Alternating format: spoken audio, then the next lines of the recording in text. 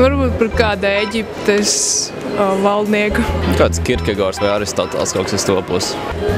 Laikam aktrise, es varu ņemt aktrisi Audrey Hepburn vai Grace Kelly. Kādēļ tieši eģiptiešu valdnieki? Tāpēc, kas ir ļoti, ļoti senā pagātnē. Tāpēc, ka sāksim ar to, ka viņas abas ir vienkārši ideālas un izcils personības patiesībā.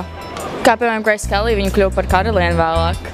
Tev ir tuvu filozofija? Mazliet, jā, tā varētu teikt. Vai tu varbūt sevī redzi kāds iezīmes no viņiem jau?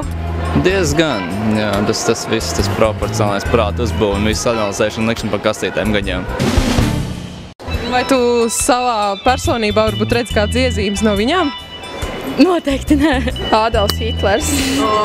Jūs redzat varbūt kādas Hitlera iezīmes sevī? Jā. Droši vien Abrahams Linkons. Jums varbūt ir kaut kādi plāni pārņemt Latviju un sagrābt pārējās valstis? Nē, tādi nav pašlaik.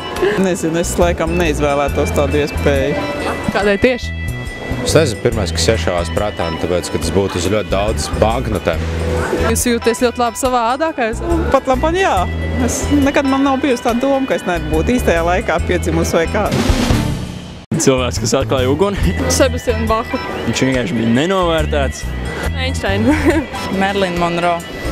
Kādēļ tieši tev patīk mūzika? Jā, tāpēc viņš ir lielisks.